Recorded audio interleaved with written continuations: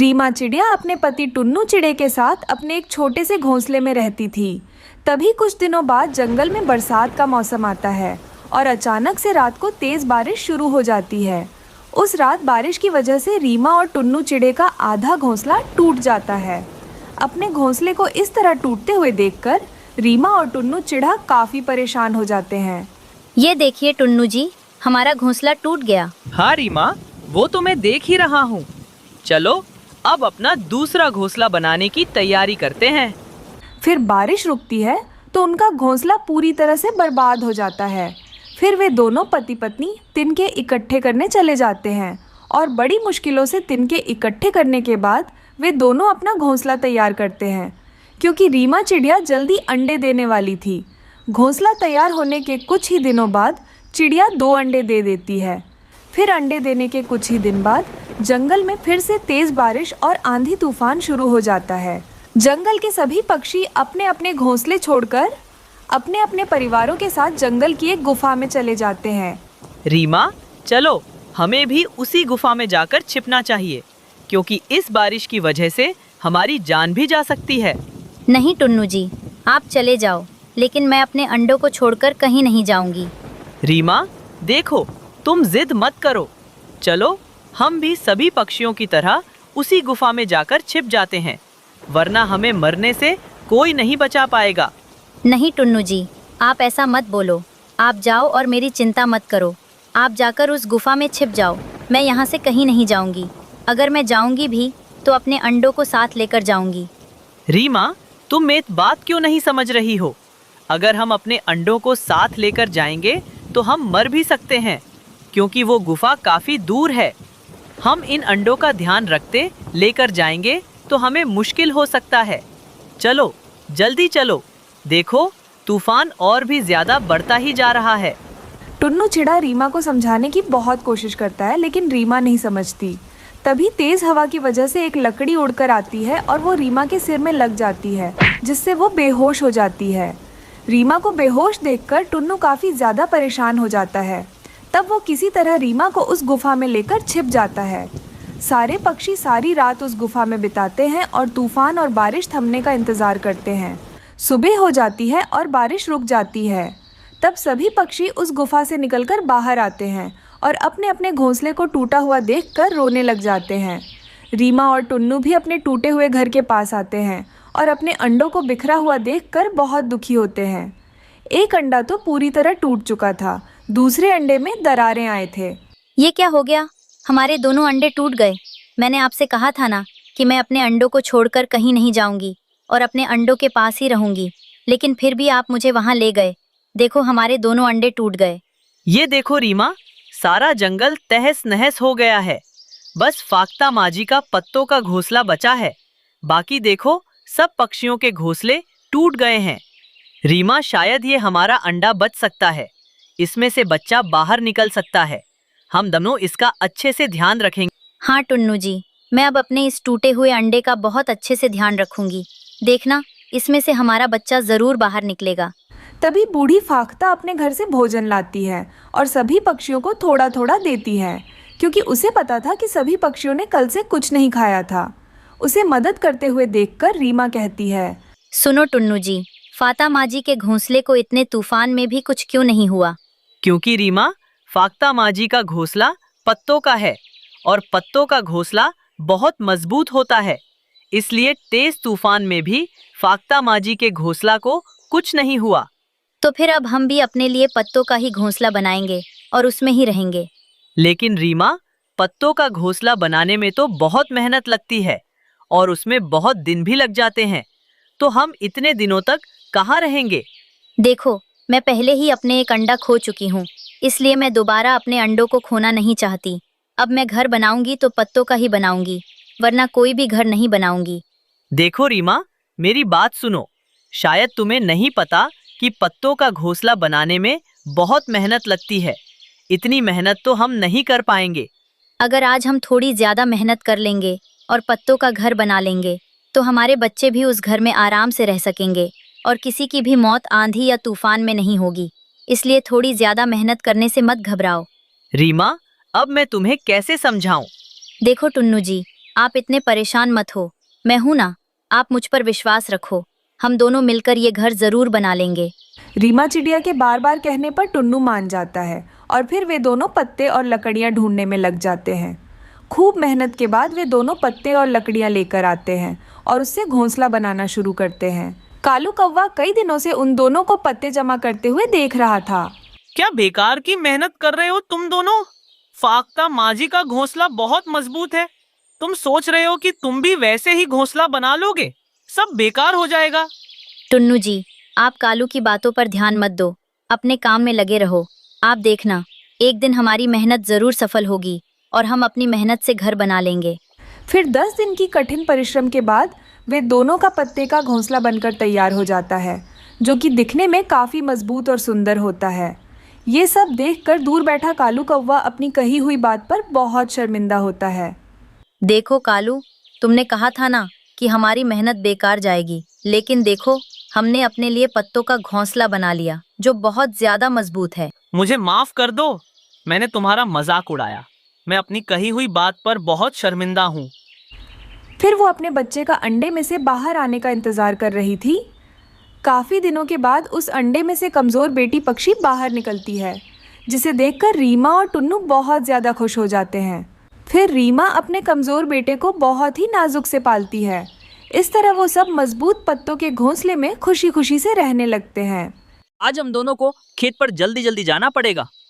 कटहल को काट कर मंडी में बेचना है। जितनी जल्दी कटहल को मंडी में ले जाएंगे उतना ही अच्छा मुनाफा होगा। ठीक है टुन्नू जी, मैं अभी आपके साथ चलती हूँ। गुड़िया बेटी, हम दोनों बाहर जा रहे हैं, तुम घर का अच्छे से ध्यान रखना। और सुनो, मैंने रसोई में तुम्हारे लिए खिचड़ी बनाकर रख दिया है, भूख लगे तो खा लेना। माँ, घर लौटते समय मेरे लिए एक कटहल लेकर आना, मुझे कटहल खाने का बहुत मन कर रहा है। हाँ हाँ गुड़िया बेटी, मैं तुम्हारे लिए जरूर एक बड़ा सा कटहल लेकर आऊंगी। ऐसा कहकर रीमा अपने पति टुन्नू को लेकर खेत पर चली जाती है। रीमा और टुन्नू खेत पर जाकर हैरान हो जाते हैं, क्योंकि सारे कटहल में कीड़े लगे हुए थे। ये क्या हुआ टुन्नू जी? हमारे खेत में तो कीड़े लगे हुए हैं, सारे कटहल खराब हो गए हैं। रीमा, अब मुझे कुछ भी समझ में नहीं आ रहा है। अब मैं खेत में दूसरी फसल कैसे लगाऊंगा? मेरे पास अब कुछ पैसे नहीं है। मैंने सोचा था कि इन कटहल को मंडी में बेचकर अच्छे पैसे कमाऊंगा और फिर उन पैसों से खेत में अच्छी फसल लगाऊंगा। टुन्नू जी, आप हिम्मत मत हारिए, सोच समझकर काम कीजिए, सब ठीक हो जाएगा। आप चिंता मत कीजिए, वरना आपकी तबीयत खराब हो जाएगी। रीमा, मैं सोच रहा हूँ कालू कब्बे से थोड़ा सा कर्ज ले लूं और दूसरी फसल लगाऊं। आप ठीक कह रहे हैं टुन्नू जी, लेकिन उससे पहले हम अपनी खेत की अच्छे से सफाई करेंगे, तभी तो हम नई फसल लगा पाएंगे। फिर टुन्नू कुल्हाड़ी से 2 कटहल के पेड़ों को काट लेता है। तभी अचानक रीमा को एक कटहल खेत में गिरा हुआ दिखाई देता है। टुन्नू जी, ये देखिए, यहाँ पर एक कटहल गिरा हुआ है। ये कटहल बहुत ताज़ा लग रहा है, इसमें तो कोई भी कीड़ा नजर नहीं आ रहा। अरे रीमा, ये तो मुझे कोई जादू लग रहा है। सारे कटहल में तो कीड़े लगे हुए थे, लेकिन ये कटहल ताज़ा नजर आ रहा है। ये कैसे हो सकता है? हाँ टुन्नू जी, मुझे भी ऐसा ही लग रहा है। अब मैं ये कटहल घर ले जाती हूँ, गुड़िया को कटहल खाने का बहुत मन कर रहा था। फिर रीमा कटहल को लेकर अपने घर जाती है। माँ, मैंने आपसे एक कटहल लाने के लिए कहा था, क्या आप मेरे लिए कटहल लेकर आई हो? हाँ गुड़िया बेटा, ये देखो, मैं तुम्हारे लिए एक ताज़ा कटहल ले आई हूँ। फिर रीमा चिड़िया अपनी बेटी के लिए उस कटहल को काट कर देती है और गुड़िया आराम से खाने लगती है। फिर सुबह रीमा उस एक कटहल के बीज को अपने खेत में बो देती है। उधर टुन्नू कालू कौवे से कर्ज मांग रहा था, लेकिन कालू कौवा टुन्नू को कोई कर्ज देने से मना कर देता है। अब मैं क्या करूं? अब हमारा घर कैसे चलेगा?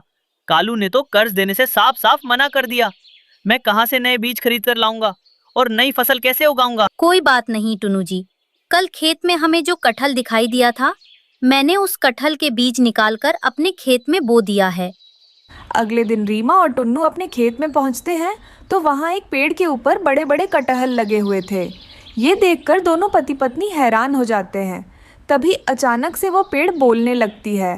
टुन्नू, रीमा, मैं परीलोक की कटहल का पेड़ हूँ। एक दिन परी कटहल ले जा रही थी तो गलती से तुम्हारे खेत में एक कटहल गिर गया था। तुमने उसी कटहल के बीज को अपने खेत में बो दिया था। अब तुम दोनों आराम से मुझसे कटहल ले जा सकते हो, लेकिन याद रखना, लालच मत करना और हमेशा गरीबों की मदद करना। और तो और मैं तुम लोगों को एक बड़ा सा कटहल का घर देना चाहती हूँ, तुम लोग आराम से उसमें रहना। आपका बहुत बहुत धन्यवाद जादुई पेड़, आपने हमारी बहुत बड़ी मदद की है। हम इसे कभी नहीं भूल सकते और हमसे जितना हो पाएगा उतना हम गरीब पक्षियों की मदद करने की कोशिश करेंगे। रीमा और टुन्नू उस पेड़ से ढेर सारे कटहल तोड़ते और उन्हें मंडी में बेच देते। फिर वे उन्हीं कटहल को तोड़कर गरीब और ज़रूरतमंद पक्षियों में बांटते हैं। ये सब कालू कौवे से देखा नहीं जा रहा था। अरे ये क्या, ये टुन्नू एक ही दिन में इतना अमीर कैसे हो गया और ऊपर से गरीबों की मदद कर रहा है?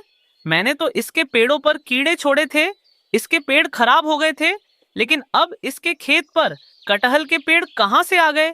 लगता है कीड़ों से काम नहीं बना, अब मुझे इसके पेड़ों को जलाना होगा। ऐसा सोचकर कालू कौवा टुन्नू के खेत पर आता है और कटहल के पेड़ को आग से जलाने लगता है। जैसे ही वो उस पेड़ को आग लगा रहा था, उल्टा उसके पूंछ पर ही आग लग जाता है। अरे बाप रे, ये क्या हो गया? मैं तो पेड़ को आग लगा रहा था, मेरे पूंछ को आग कैसे लग गया? मैंने ही तेरे पूंछ को आग लगाया है। मैं एक जादुई पेड़ हूँ। अगर दोबारा तू यहाँ नजर आएगा तो तुझे जलाकर मार दूंगी। चल भाग जा यहाँ से, दुष्ट कौवे। जादुई पेड़ के बातें सुनकर कालू कौवा डर जाता है और वहाँ से भाग जाता है। अरे वाह माँ, ये कटहल का घर तो बहुत अच्छा है। हाँ गुड़िया बेटा, अब तो हमें किसी बात की चिंता करने की कोई जरूरत नहीं है। अब तो हम लोग आराम से इस कटहल के घर में रह सकते हैं। इस तरह वो लोग उस कटहल के घर में खुशी खुशी से रहने लगते हैं। एक घने जंगल में सब पक्षी खुशी खुशी से एक साथ रहते थे। उन दिनों उस जंगल में कभी भी बारिश हो रही थी। पक्षियाँ उस समय अपने अपने घोंसले में छुपे बैठे थे। गोरी, क्यों ना हम पहाड़ों के ऊपर जाकर मजे मजे के फल खाएं? मैंने सुना है वहाँ पर इन दिनों मीठे फल मिल रहे हैं। क्यों ना हम उन मीठे फलों को खाकर अपना भूख मिटाएं? हाँ कालू जी, ये बात मैंने भी सुनी है। जल्दी से चलिए, मीठे फल खाकर हम कुछ मीठे फल घर भी ले आते हैं। वैसे भी मैं इन दिनों दाने खाकर बहुत बोर हो गई हूँ। अब मीठे मीठे फल खाते हैं। मम्मा मम्मा, मैं भी चलूंगी। मम्मा, तुम लोगों के साथ मीठे फल खाने के लिए। नहीं मुन्नी बेटा, अब तो तुम उड़ भी नहीं सकती हो ना। हम लोग तुम्हारे लिए भी मीठे मीठे फल लेकर आएंगे। तुम घोंसले में ही रहना, कहीं पर भी मत जाना। दूसरी तरफ रानू चिड़िया अपनी बेटी गुड़िया के साथ अपने घोंसले में बैठी हुई थी। क्या हुआ गुड़िया बेटी, तुम इतनी नाराज क्यों हो? मम्मा मम्मा, आप तो मुझे कई दिनों से घोंसले से बाहर नहीं ले जा रहे हो, इसलिए मैं आपसे बहुत नाराज हूँ। गुड़िया बेटी, तुम्हें तो पता है ना कि हमारे जंगल में कभी भी बारिश शुरू हो सकती है, इसलिए मैं तुम्हें बाहर नहीं लेकर जा रही हूँ। गुड़िया बेटी, तुम घोंसले में ही रहना, मैं तुम्हारे लिए कुछ मीठे फल लेकर आऊंगी। पता नहीं फिर कब बारिश शुरू हो जाए। ऐसा कहकर रानू चिड़िया अपने घोंसले से बाहर आ जाती है। तभी उसे गोरी और कालू दिखाई देते हैं। गोरी, कालू, तुम लोग कहाँ जा रहे हो? कालू, रानू चिड़िया की आवाज सुनकर वो दोनों रानू के पास आते हैं। कालू, गोरी, तुम दोनों इस समय कहाँ जा रहे हो? फिर कालू रानू को सारी बातें बताने लगता है। वो दोनों पहाड़ों के ऊपर मीठे फल खाने जा रहे हैं। कालू, गोरी, आजकल बारिश कभी भी हो रही है। मेरी बात मानो, तुम दोनों वापस घर चले जाओ।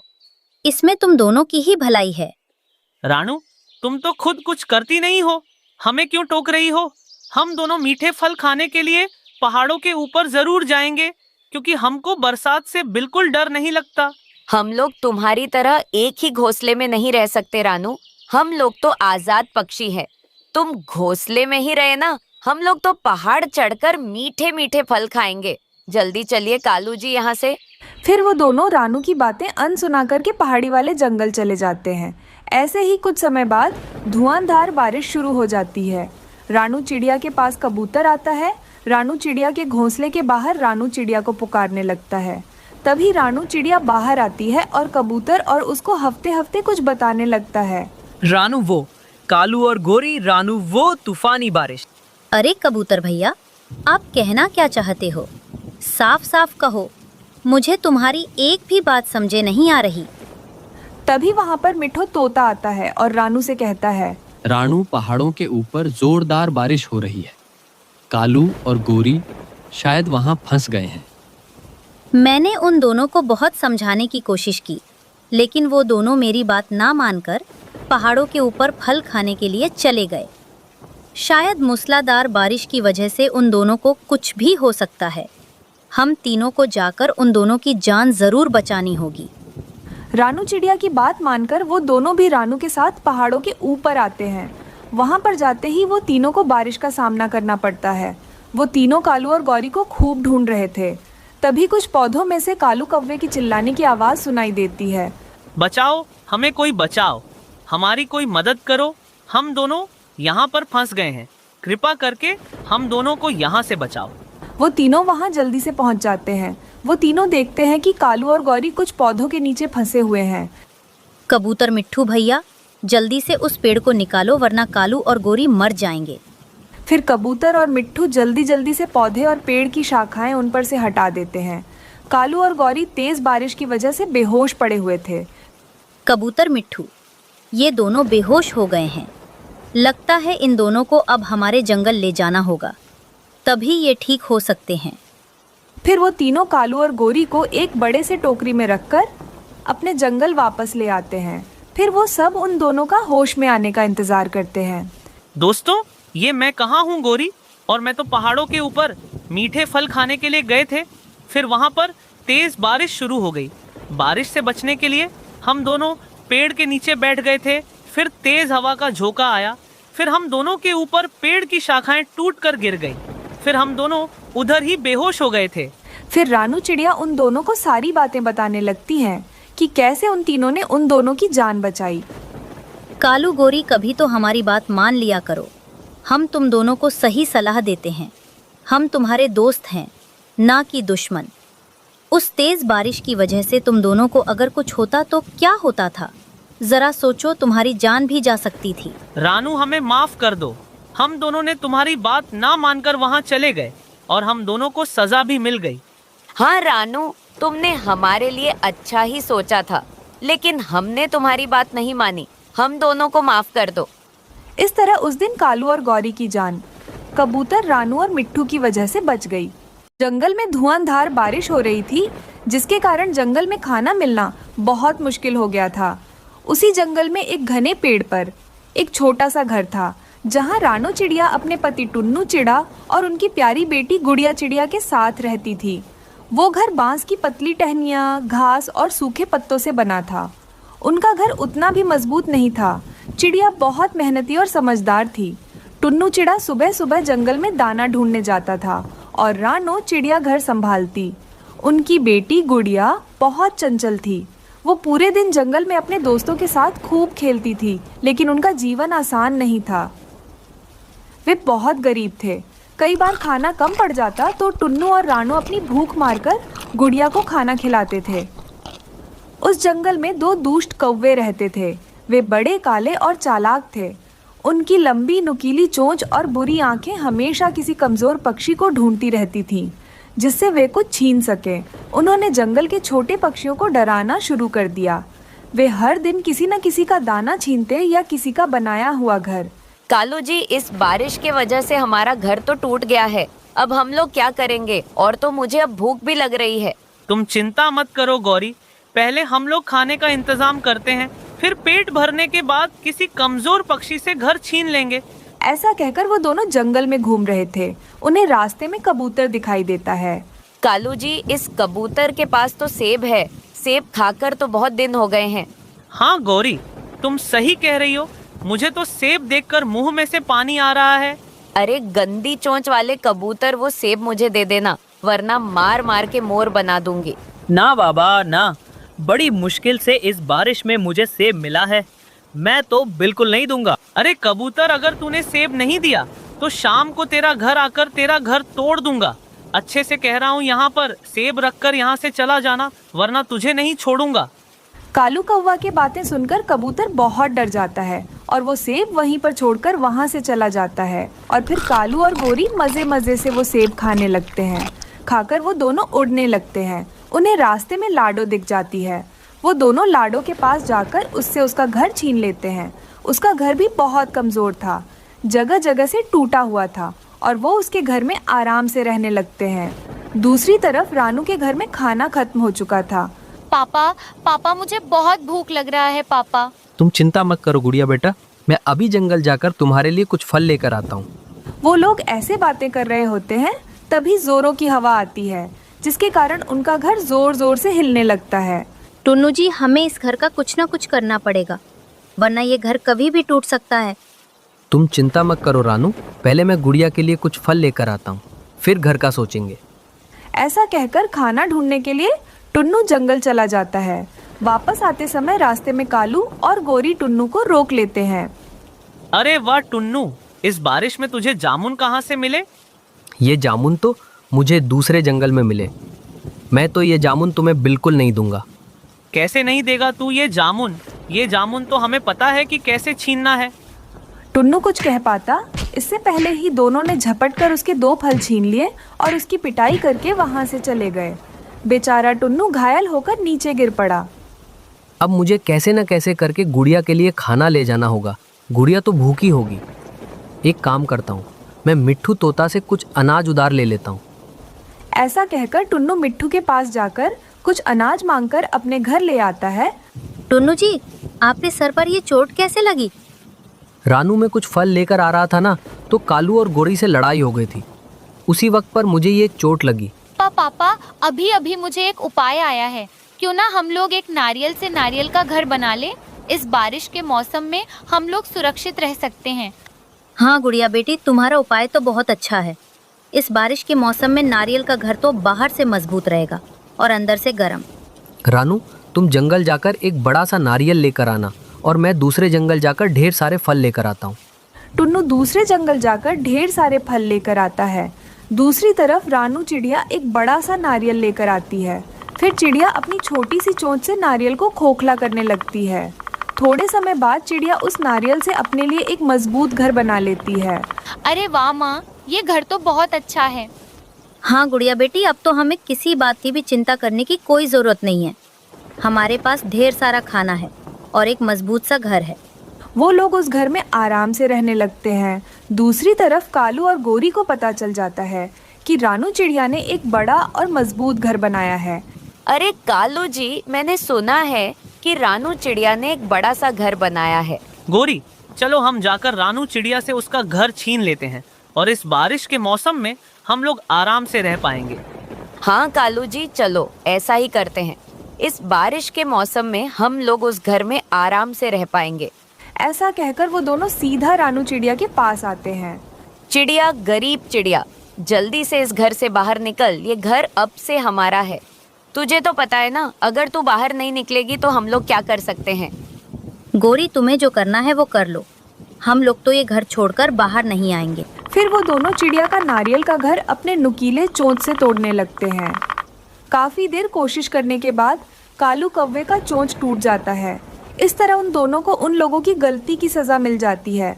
दूसरी तरफ रानू चिड़िया अपने नारियल के घर में बारिश के मौसम में खुशी खुशी से रहने लगती है।